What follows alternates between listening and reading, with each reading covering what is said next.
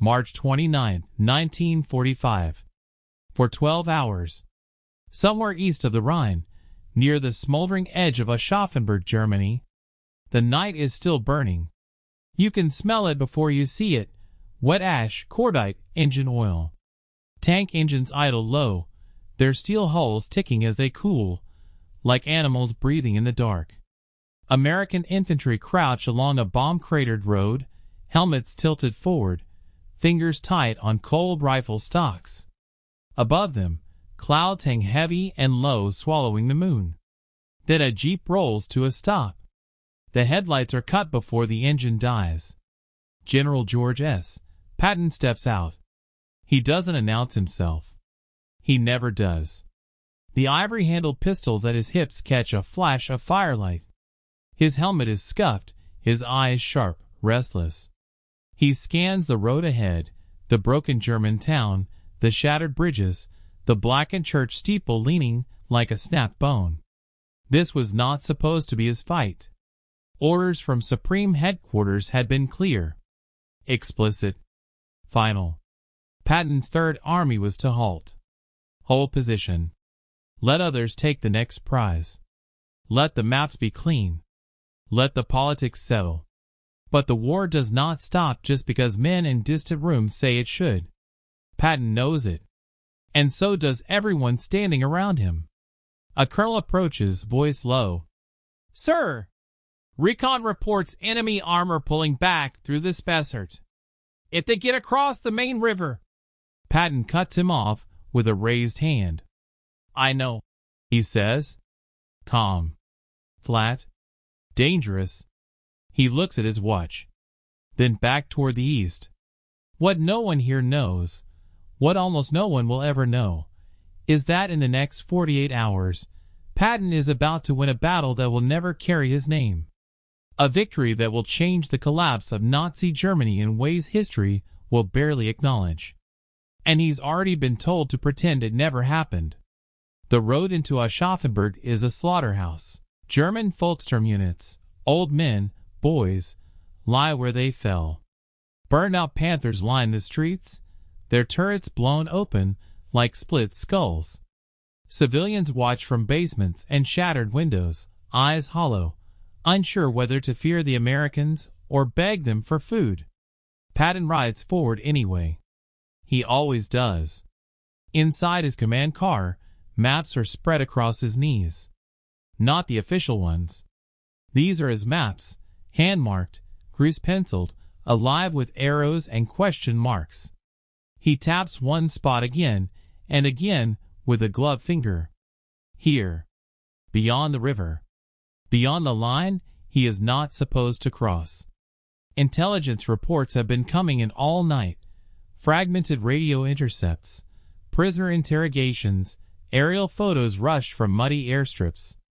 They all point to the same thing, a large, disorganized but still dangerous German force retreating east. Waffen-SS remnants. Elements of the Ninth Army. Units that, if allowed to escape, could form a new defensive line in Bavaria, or worse, disappear into the Alps and fight for months. Patton understands momentum better than any general in Europe. Stop now, and the war drags on. Push forward, and it collapses. But Eisenhower's directive still echoes in his ears. Halt at the Rhine. No unilateral advances. No glory runs. No freelancing. Patton scoffs at the idea, but he does not ignore it lightly. He knows the stakes. This isn't North Africa. This isn't Sicily. This is the final act, and every move will be dissected by historians and politicians who never smell blood on frozen ground. He leans back, jaw tight. Outside, artillery thunders to the north. Someone else's battle. Someone else's sector. Patton mutters to no one in particular. Hell of a time to ask a man to stand still. At 6:40, a signal officer arrives breathless, radio slung over his shoulder. Sir! Message from SHAEF. Patton takes the paper. Reads it once. Then again. No change. Hold position. Maintain current line. Await further instructions. The room, an abandoned German schoolhouse, goes quiet. Dust floats in slanted morning light. A chalkboard still bears a child's arithmetic lesson, half erased. Patton folds the message carefully. Too carefully. "What's the enemy doing?" he asks. The intelligence chief answers. "Retreating in confusion, sir. But fast. They're burning fuel dumps, destroying bridges. If they get time..." Patton nods. Time is the enemy. He steps to the window. Watches a column of Sherman tanks rumble past, crews perched on turrets, faces blackened, exhausted, alive. These men trust him. They always have. He turns back to the room. "Gentlemen," he says, "I am not ordering an advance." A pause. "I am ordering aggressive reconnaissance." A few officers exchange looks. They know exactly what that means. Patton's eyes harden. "If we happen to discover that the enemy has collapsed beyond our current line," he continues, "then it would be irresponsible not to exploit that information." Silence. Then quiet nods. This is how wars are won, not just with firepower, but with language. With phrasing that leaves room for deniability. With actions that can later be described as misunderstandings. Outside, engines rev louder. Patton straps on his helmet. As the Third Army begins to move, not officially, not on paper, but in reality, Patton knows something else too. If this goes wrong, there will be consequences. Careers ended. Reputations destroyed. His own name erased from the final chapter. And somewhere far above, orders are already being prepared to make sure that if he succeeds, no one ever hears about it. March 30th, 1945. 9:17 hours. The main river valley. The fog lifts just enough to reveal the river. It is wider than it looked on the map, dark, swollen, moving fast. Spring runoff carries branches, debris, fragments of a defeated country rushing east. On the near bank, American engineers crouch in mud, hands numb, working silently. No bugles, no announcements. Just whispered measurements and the clank of steel. This crossing does not exist. At least, it is not supposed to. You can hear the low thunder of artillery somewhere beyond the hills. German guns firing blind, desperate, not knowing where the Americans will strike next. The Third Army's lead elements, armored reconnaissance units, cavalry scouts, mechanized infantry, wait under tree cover, engines off, breath fogging the air. Patton stands on the bank, binoculars raised. Across the river, German positions are thin. Too thin. A few machine gun nests hastily dug. Abandoned vehicles. Smoke columns marking fuel dumps destroyed too late. "They're running," Patton says. And he is not wrong. At 9:42, the first assault boats push off. Engineers paddle hard, bodies low, helmets barely visible above the gunnels.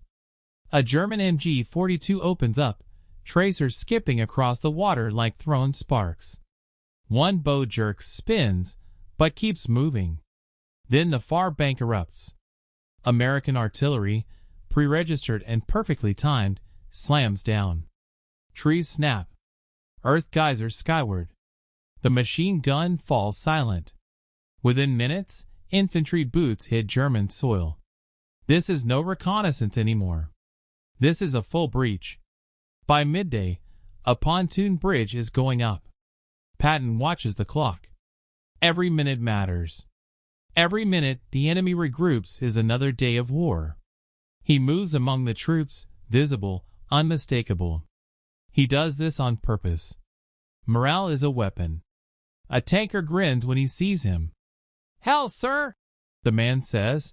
"Guess we didn't get the memo to stop." Patton smirks. "You never do, son." By 13:30, Sherman tanks roll across the bridge, water churning below their treads. Half-tracks follow, then supply trucks, then more infantry. A river line, that was supposed to hold becomes a memory.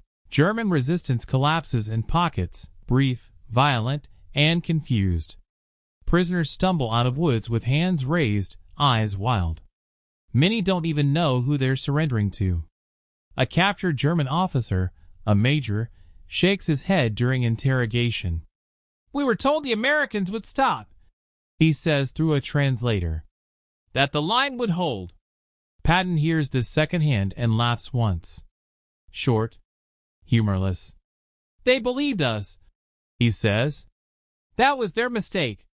By nightfall, Third Army columns are deep into territory they were never authorized to enter.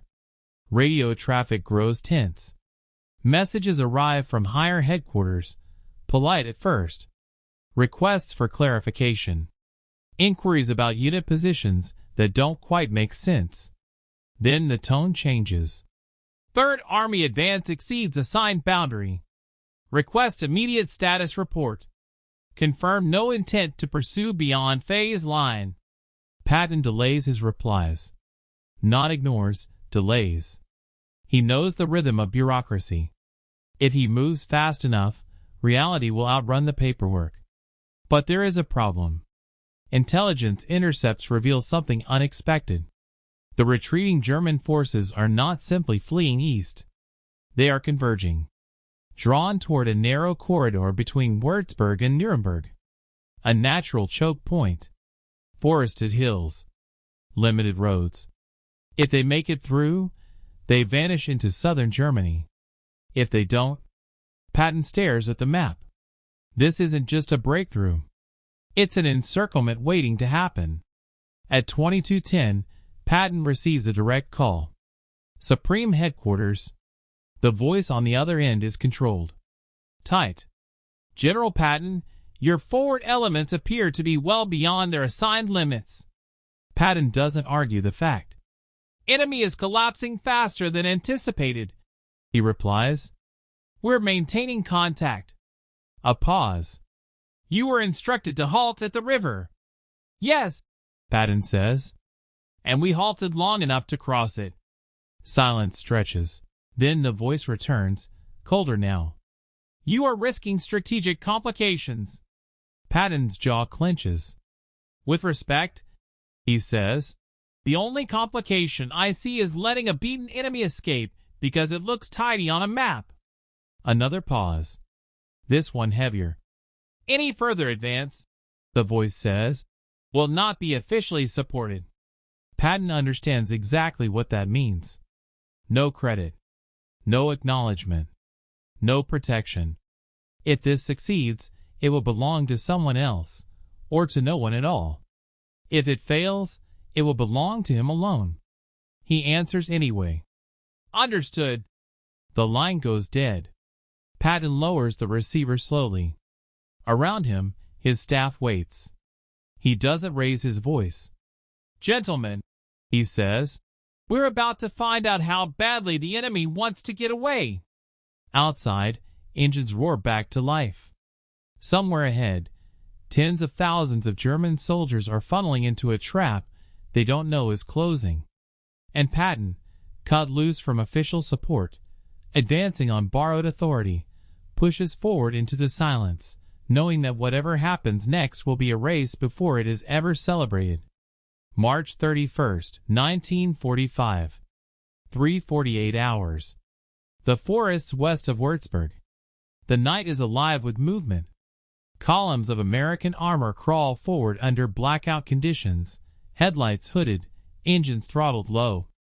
The forest presses in on both sides of the narrow road, bare branches clawing at passing vehicles, fog drifting in thick, breath-like waves between the trees. You can hear it before you see it, the metallic grind of tracks, the whispered curses of infantrymen stumbling over roots, the distant thud of artillery echoing like a heartbeat. This is no longer an advance. It is a hunt. Patton rides forward again, farther than any regulation would ever allow. His command car stops near a bend in the road where a German sign still points toward Würzburg, its arrow riddled with bullet holes. He studies the map one more time. If his timing is right, Third Army units pushing north and south will meet within 12 hours. If his timing is wrong, the enemy slips through, and this entire maneuver becomes an unforgivable gamble. A captain nearby mutters, "Sir, if they realize what we're doing." "They already do," Patton replies. "They just can't stop it." At first light, the Germans break. Not in a grand collapse. In pieces. A battered convoy stumbles into an American roadblock at dawn. Horse-drawn wagons mixed with trucks. Wounded soldiers riding on fenders. SS officers screaming orders no one follows anymore. A single Sherman fires one round. The rest surrender. Then another group. Then another. By 8 o'clock, prisoners are coming in faster than they can be processed. Hundreds. Then thousands. Some weeping. Some numb. Some still defiant, staring straight ahead, as if dignity might somehow change the outcome. An American sergeant watches them pass and whispers, "Jesus, where'd they all come from?" From the trap. By noon, aerial reconnaissance confirms it. German forces from multiple shattered divisions have converged into the same shrinking corridor, trying to outrun an advance they were told would not happen. Patton stands over the radio jeep as the report comes in. "They're boxed," the pilot says. "Sir, they're boxed and good." Patton closes his eyes for a moment, then opens them. "Finish it." The fighting turns savage. German units realize the truth almost simultaneously, that the Americans are not stopping, that there is no safe eastern road, that the war is catching them from behind. Desperation replaces discipline. Counterattacks erupt without coordination. A sudden armored thrust at an American column punches through 2 miles before being annihilated by tank destroyers lying in wait. A night assault crashes into a mechanized infantry position, grenades exploding in the dark, screams cutting through the trees. You can almost feel the confusion. Maps are useless now. Radios crackle with overlapping calls. Unit boundaries dissolve into chaos. This is where Patton thrives. He moves his divisions like pieces on a chessboard, blocking roads, sealing valleys, driving wedges where German resistance thins. He orders units to ignore flanks, to push, to cut, to close. Speed is everything. By evening, the corridor collapses. German columns slam into American lines from 3 directions and find nowhere to go. Ammunition runs out. Fuel runs dry. Officers argue. Orders contradict. White flags begin to appear, first in twos, then in waves. One American lieutenant later writes, "It felt like the enemy just realized the war was over all at once." At 21:30, Patton receives the numbers. Preliminary estimates only. Incomplete. Over 80,000 enemy troops captured. Hundreds of vehicles. Dozens of artillery pieces. Entire staffs taken intact. The remnants of multiple divisions erased in less than 2 days. It is one of the largest tactical encirclements executed by U.S. forces in the European theater. And almost no one outside Third Army knows it's happening. Patton stares at the report. No celebration. No grin. Because he knows what comes next. At 2300 hours, another message arrives from above. Short. Sharp. Cease further exploitation. Consolidate current positions. Await instructions. This one is not a suggestion. Patton reads it twice. The trap is closed, but the enemy could still be destroyed completely. There are units inside the pocket still resisting, still armed, still capable of breaking out if given time. One final push would end it. Patton looks at his commanders. He sees it in their eyes. They know it too. This is the moment. Obey the order, and leave part of the job unfinished. Disobey, and cross a line that can never be uncrossed. Patton folds the message slowly. Outside, the forest burns in scattered fires. The sound of distant gunfire echoes, then fades. He takes a breath. "Hold them," he says quietly. "No further advance." The room stiffens. This is not hesitation. This is calculation. Because Patton has already won the war he set out to fight here. And now the war is about to take something from him in return. April 1st, 1945. 6:05 hours. A requisition farmhouse near Würzburg.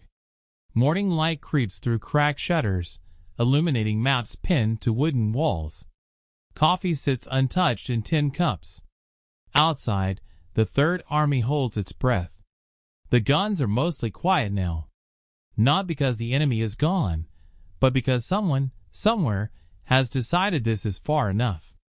Patton stands alone at the table, hands resting on the map of southern Germany. Red grease pencil marks show what his army has done in 3 days. Lines that should not exist, arrows that violate every boundary he was given. A staff officer enters, hesitating. "Sir, confirmation from SHAF." Patton doesn't look up. "Go on." "They want all reports regarding the Würzburg encirclement reclassified. Casualty figures, prisoner counts, after-action summaries. Everything is to be consolidated." Patton's jaw tightens. Consolidated is a polite word. It means erased. By midday, the orders are explicit. Prisoners captured in the pocket will be reassigned administratively to neighboring army groups. The encirclement will be described as continued pressure on a disintegrating enemy. No single commander named. No decisive action acknowledged. No Patton. Patton listens as the instructions are read aloud. His expression does not change. He has been warned before. After Sicily, after the slapping incidents, after every time he moved faster than his superiors could explain to the press. But this is different. This is not about discipline. It is about narrative. Eisenhower's strategy, broad front, steady pressure, cannot allow a road victory. Not now. Not when the Allies are racing toward Berlin from multiple directions. Not when politics matter as much as artillery. A clean story is needed. Patton is not clean. Word spreads through Third Army anyway. Soldiers know what they did. You can hear it in the way they talk, the way they look at the endless columns of prisoners shuffling west under guard. They joke less. They stare more. One corporal watches a line of German officers being marched past and says, "Funny how nobody seems too excited about this." His buddy shrugs. "Guess we weren't supposed to win this one." That afternoon, Patton finally allows himself to sit. He removes his helmet, rubs his temples. For a moment, the general looks tired, older than his years, worn by a war that never seemed to move fast enough for him. He dictates a diary entry. Not for the official record. For himself. "We smashed them completely. They were finished. But I am told it is better this way. Better that no one man be seen as moving too far too fast. History, it seems, requires moderation." He sets the pen down hard. At 17:20, another call comes in. This one is personal. A senior officer, careful with his words, choosing them like steps across thin ice, speaks quietly. "George, you need to understand. This isn't a reprimand." Patton almost laughs. "Then what is it?" "It's containment. Your advance complicates post-war boundaries. Soviet movements. Public messaging." Patton looks out the window at the prisoners still coming in. "They were there," he says. "We were here. I finished it." A pause. "Yes," the voice replies. "And that's precisely the problem." By nightfall, Patton's units are officially ordered to stop. No more advances. No more exploitation. The war will continue without him at the pace others find acceptable. The trap he closed will not bear his name. There will be no headlines. No citations. No speeches. Just silence. No mention of Würzburg. No acknowledgement of the pocket. No commendations recommended. When a junior officer congratulates him privately, Patton cuts him off. "Don't," he says. "They'll hear." That night, Patton sits alone again. He opens his diary one last time on this subject. "A curious thing, to win so completely that it must be hidden. Perhaps future wars will be fought only with communiques, and the shooting will be seen as an inconvenience." He closes the book. Weeks later, Germany collapses. Berlin falls. Headlines explode with names, dates, and photographs. The war in Europe ends with parades, speeches, and carefully chosen stories. Patton stands off to the side. He watches others accept praise for advances that met little resistance, because the resistance had already been destroyed. The men of Third Army know the truth. They always will.